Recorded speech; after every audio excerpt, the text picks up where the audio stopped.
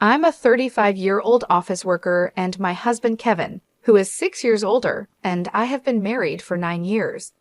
Right now, due to some reasons, I'm living with my mom. Let me explain how I ended up in this situation. 4 years ago, Kevin and I built a house. At that time, Kevin had just changed jobs, and we didn't have much money saved or a big income. Kevin used to work for a big company, but he faced constant hidden bullying from his boss. This caused him sleep problems, and eventually, he couldn't go to work anymore.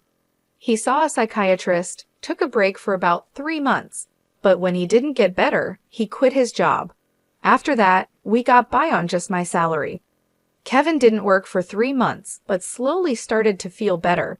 He began eating and sleeping well again, and his psychiatrist was pleased with his quick recovery.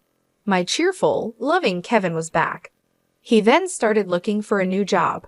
His experience at the big company helped, but finding a job was hard because he left his last job due to mental health issues. During this time, we found a small company that needed him. The salary was about 4/3 of what he used to make, but he was happy to be working again. He said it was much better than being without a job, which made me happy. This job was also in the field he wanted to work in. We wanted to have children, but it was clear that life would be tough if I stopped working, so I continued working. I also loved my job, and we decided not to have children at that time, since it was just the 3 of us. Our life was peaceful until my mother, Sarah, was paralyzed in a car accident and needed a wheelchair to get around. My dad had passed away when I was in middle school, and Sarah had been living alone since then. Our family home was old and not suitable for a wheelchair with many steps. Kevin then said, "I'm worried. Let's live together." Sarah and I were surprised, but I appreciated Kevin's unexpected kindness. Since Kevin had just changed jobs, we were unsure about the future, but we decided to apply for a mortgage. As we expected, it was tough to get a loan because Kevin hadn't been at his job for long. However, we were determined and didn't give up. After trying with several mortgage companies, we finally found one that worked with us and approved our loan. We bought our dream home, which I had always imagined filled with the smell of wood, thick wooden beams on the ceiling, custom storage spaces, a kitchen tailored for my height, and spacious cypress flooring. Importantly, it was a single-story, barrier-free house, perfect for living comfortably in a wheelchair. We were excited as the house was being built and visited the construction site every day. When our carefully designed home was finished, it had a large yard where my mom, who now seldom went outside, could enjoy sunbathing. However, there was a catch with the land. It was given to us by Kevin's grandfather, who adored Kevin. Kevin's family wasn't wealthy, but when his grandfather was diagnosed with cancer, he started to distribute his assets, giving us the largest plot of land. It felt like winning the lottery, but the land was just a 10-minute walk from Kevin's family home. When we told them my mother would be moving in with us, Kevin's sister laughed and said, "Why is your mother moving in too? How shameless is your family?" Kevin's mother told me marrying someone different like you would bring trouble. She also harshly said it was terrible for her son to have to care for an old person and called me a curse.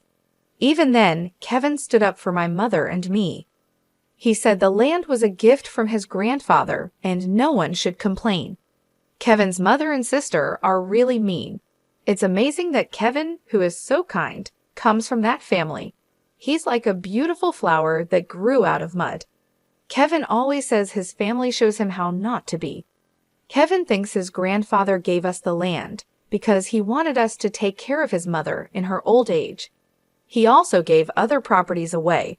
Kevin's sister got a parking lot that's a 10-minute walk from their home. It's smaller than our land, but makes good money from parking fees.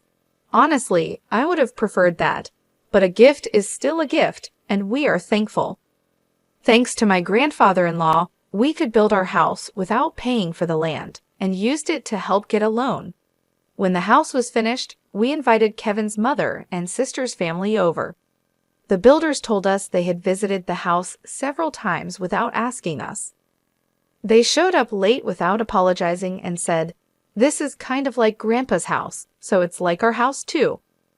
Kevin's sister came in with muddy shoes and said the house smelled nice and didn't need air fresheners. She and her husband walked around with muddy shoes, ignoring the slippers we offered. When I suggested they use slippers, she laughed and said it was too much trouble and we could just clean the floor. The visit was uncomfortable from the start, and they didn't bring anything with them. When they saw my mother's room, which is spacious and sunny, Kevin's mother said she would like that room. My mother's room is like a duplex, with its own kitchen, almost a second living space. I want to live here, said my mother-in-law during the third point of her conversation. She then told my mother, "You were lucky to have that accident, weren't you? Thanks to being paralyzed, you moved from that old shack to this nice house. Isn't that a lucky turn of events?" My mother said nothing but looked very sad. I was really angry inside, but before I could say anything, Kevin spoke up. "What did you just say? There are things you should and shouldn't say. It makes me question your humanity. I can't even believe you're part of my family. You're the worst. Apologize now," Kevin demanded firmly. Whether they were amused or not, my mother and sister-in-law glared at me. Then my sister-in-law angrily asked Kevin, "What's this all about? It's a total turn-off. It's not cool to invite people over and then be rude to them just because you built a house. You think you can act superior." The mother-in-law chimed in, "My son messed up by marrying you. You're a jinx." Kevin didn't stay silent. "Enough is enough. This mess started because of your rude comments. You said the accident was a good thing and called my wife a jinx. I will not forgive that." The mother and sister-in-law looked frustrated by Kevin's strong response.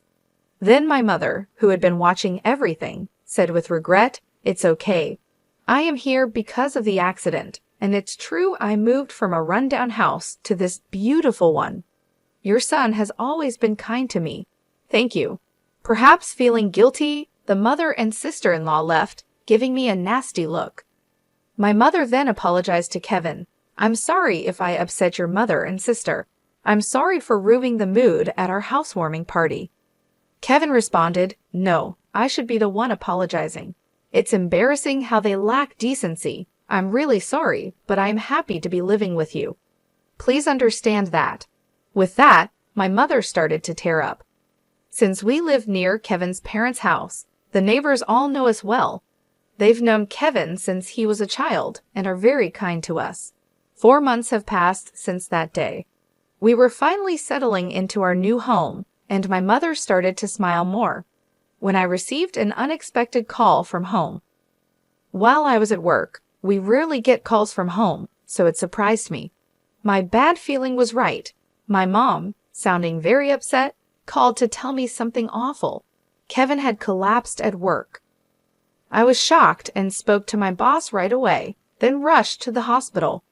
On the way, I tried to stay calm by imagining that Kevin would be okay when I got there, joking around like always. But when I arrived, it was a shock to see him with so many tubes attached to him. We had planned to go to a movie that weekend. The doctor told me Kevin was in critical condition and might not wake up. I felt like I was in a movie. I couldn't even cry. Despite my prayers, Kevin passed away. At the hospital, my shock continued as my mother and sister-in-law arrived. When they heard Kevin had died, my sister-in-law accused me harshly, asking if I had poisoned him or if I was after his life insurance. My mother-in-law also blamed me, saying bad things always happen around me and called me a jinx. I was too sad to respond.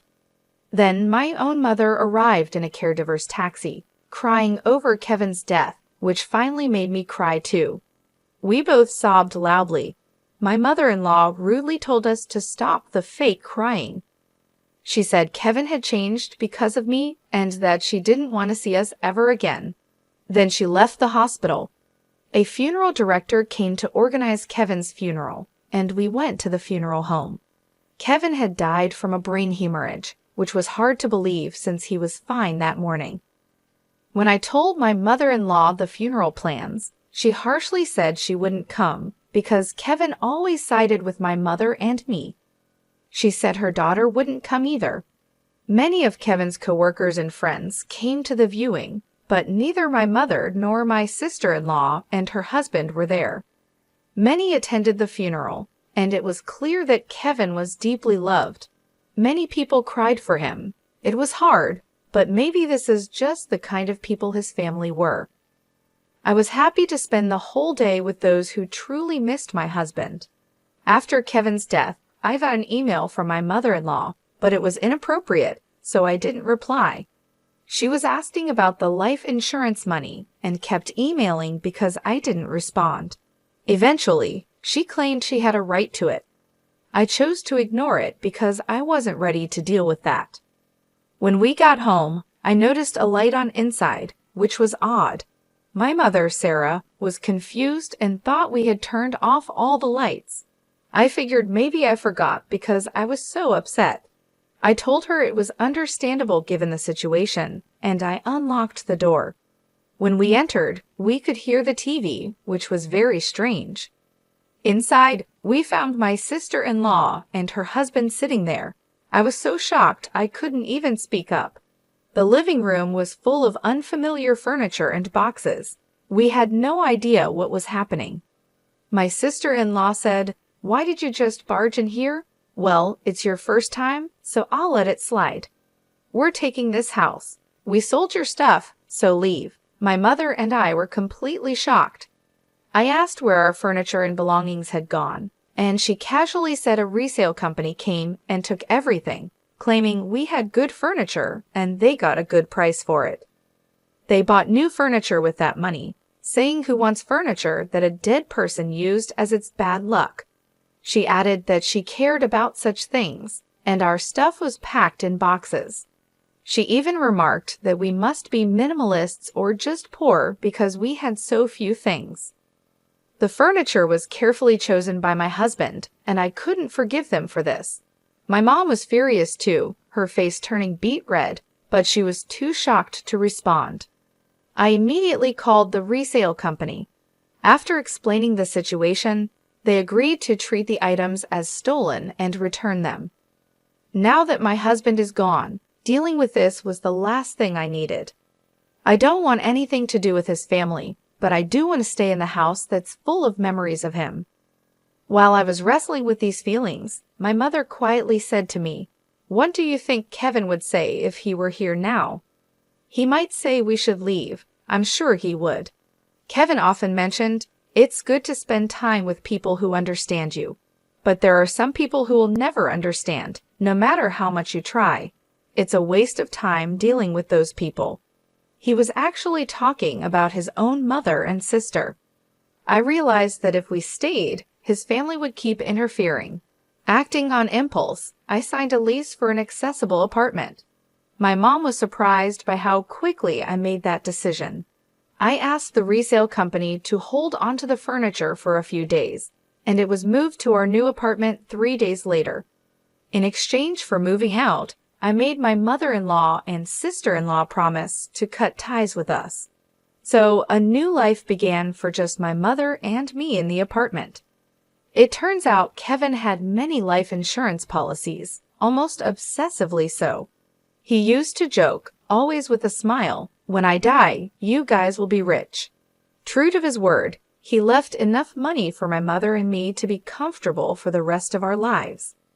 Since he couldn't secure a mortgage when we bought the house, I, being employed at a major corporation, bought the house in my name.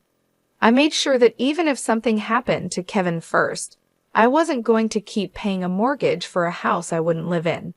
According to our agreement, the house would be auctioned off if the mortgage wasn't paid for 4 months. Time flew by, and 4 months passed quickly. Then, I started receiving a lot of calls from my sister-in-law, Emily, and my mother-in-law, Maria. My call history was filled with their names, and it was getting scary, like something out of a horror movie. They were incredibly persistent, so I finally answered the phone. They were furious because the house was being sold.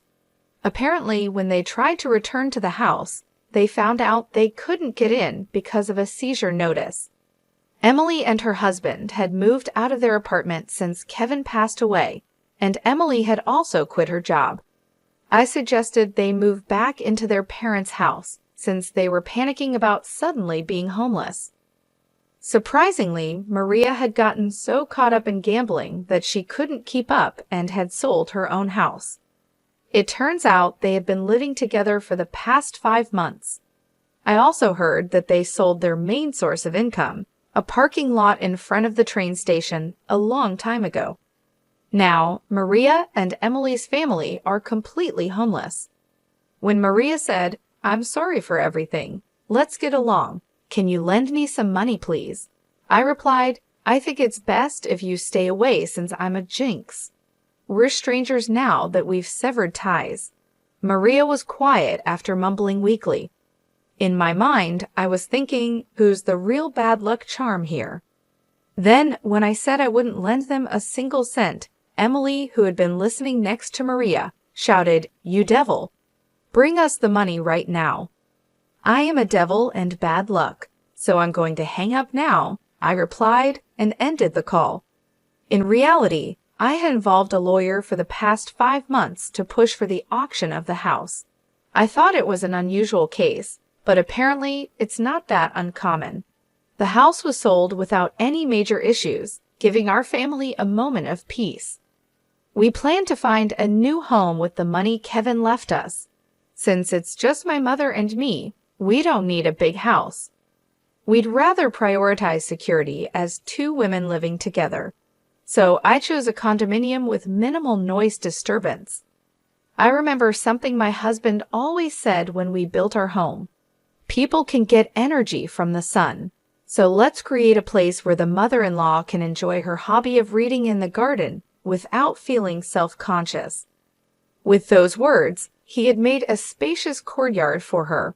So I looked for a condo with a large balcony where she could enjoy her coffee and read. It's smaller than our previous home, but the room is spacious enough to house the furniture my husband proudly chose. The piece of land that was gifted to us by Kevin's grandfather was expansive, and the house sold for more than expected. With that money, we're moving forward. I recently bought a luxurious condominium with exceptional security features, a choice I'm sure would have comforted my always cautious husband, Kevin. The peace of mind that comes from living in such a secure place is invaluable, especially after the tumultuous experiences with my in-laws. Life has taken a dramatic turn since Kevin passed away. Amidst my grief, I've been dealing with the fallout from his family's actions, which, frankly, has been draining. Following the auction of the house, Kevin's mother, Maria, and his sister found themselves without a place to live. Despite their desperate attempts, including trying to borrow money from neighbors, they couldn't secure any financial assistance and ended up in public housing. Living in public housing, they continued their old habits, causing disturbances that have started to concern the community. For instance, they recently had a barbecue on their small balcony, an act that left many locals in disbelief given the limited space and safety concerns. Such thoughtlessness seems typical of them and reflects the disregard they've always shown for others' comfort. Moreover, their financial difficulties appear to have led to frequent loud arguments that disrupt the nightly peace, an auditory testament to their ongoing strife. My sister-in-law's husband has since left, leaving just her and Maria to fend for themselves. Their situation is a stark contrast to the quiet, stable life I now lead with my mother. We're both 2-person households, but while my home is a sanctuary, theirs is a source of constant conflict and unease. It's become so disruptive that neighbors are banding together, hoping to evict them to restore some semblance of peace. It's a harsh reminder that no matter where you go, being a nuisance can make you unwelcome. Reflecting on these events, I realize how the phrase, "what goes around comes around," rings true. My goal is to live quietly and peacefully, distanced from the embarrassing turmoil associated with my former family. I believe Kevin watches over us, perhaps with mixed feelings about the chaos his family continues to perpetuate in contrast to the tranquility he loved during his life. As I move forward, my focus is on living a life that causes no trouble to others. I want to honor Kevin's memory not just through words, but through actions.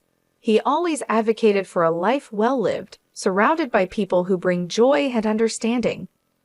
Despite the unfortunate family dynamics he left behind, I'm committed to building a life filled with positivity and peace. The decision to buy this condominium wasn't just about finding a new home, it was about creating a haven where my mother and I could feel safe and secure. The quiet, the order, and the absence of drama allow us to enjoy each other's company and focus on the things that truly matter. It's smaller than our previous house, but every corner of this new space is cherished, every moment of silence savored. I've learned a lot about resilience and moving forward. The memories of Kevin, filled with love and laughter, inspire me every day. They remind me of the importance of living authentically and compassionately, ensuring that his spirit of kindness is carried forward. Living well is perhaps the best tribute I can offer to a man who gave so much and asked for so little in return. In this new chapter, amidst the serenity of our chosen sanctuary, I am determined to live not just for myself, but in a way that would make Kevin proud.